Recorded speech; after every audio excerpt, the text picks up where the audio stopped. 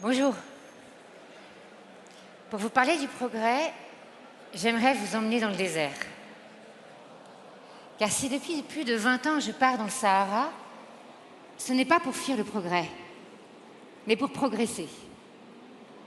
Une année, j'ai suivi une caravane de sel au Mali, avec 4 hommes et 50 chameaux. Nous avons marché 800 km de Tombouctou jusqu'à Taoudéni, la mine de sel que nous visions.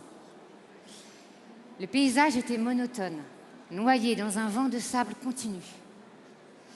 Je marchais en silence, car je ne parlais pas la même langue que les hommes. Eux, ils chantaient pendant des heures pour habiter ce vide.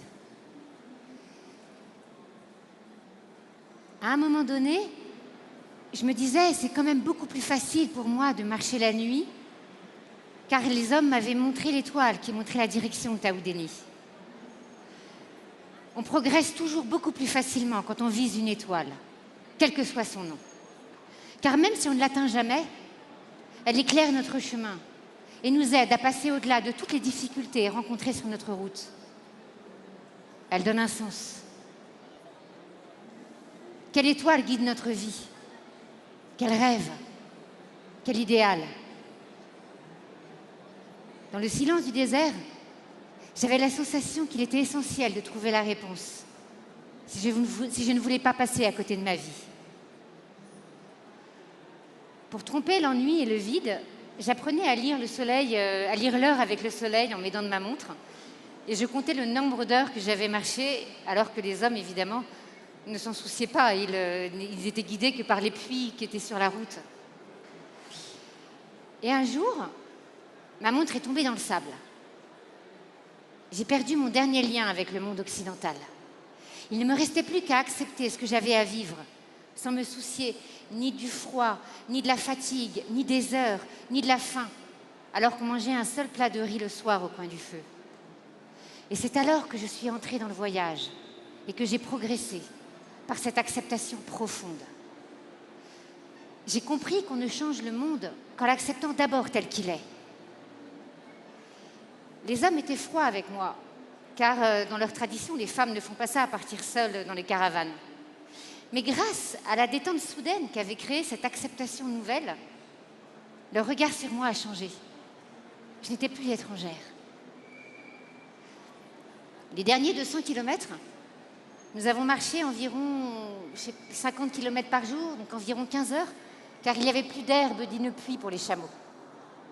Les pieds en sang, je me demandais si j'aurais préféré être dans le confort de mon appartement et dormir dans un bon lit chaud, alors que depuis des semaines, je dormais à la belle étoile dans les nuits gelées, et évidemment, je ne me lavais pas non plus.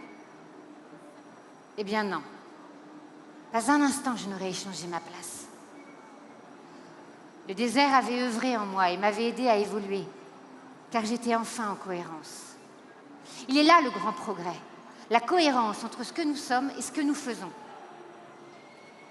On confond souvent le progrès avec le pouvoir, la richesse, la renommée.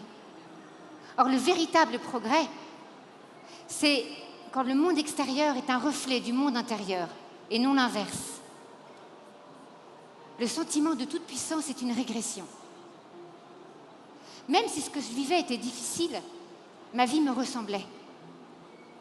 Car je me levais le matin avec le soleil, je marchais dans une terre vierge, et la nuit, je me couchais sous un manteau d'étoiles.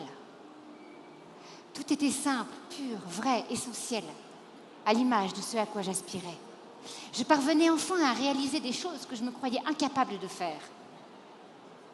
Progresser, c'est vivre l'épreuve comme une initiation.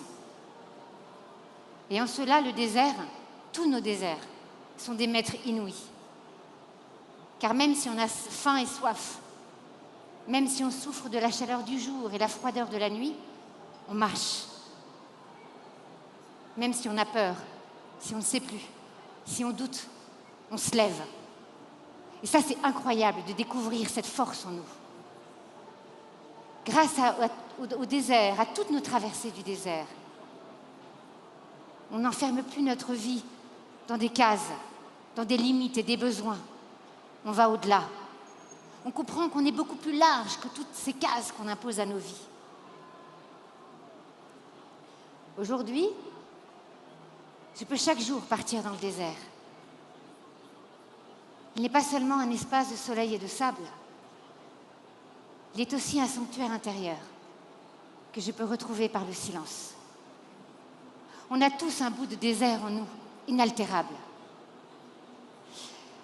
Alors, je vous propose, avant de poursuivre, qu'on crée ensemble un îlot de désert et qu'on passe quelques secondes de silence au milieu du bruit, parce qu'il y en a pas mal du bruit.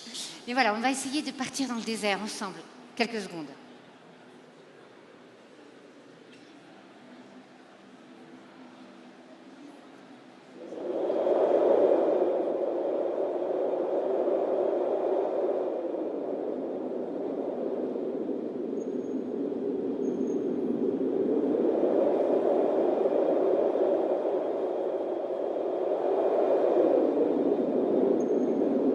Voilà, il est là le progrès, la cohérence, nourrir sa vie intérieure, car le monde extérieur est toujours faillible.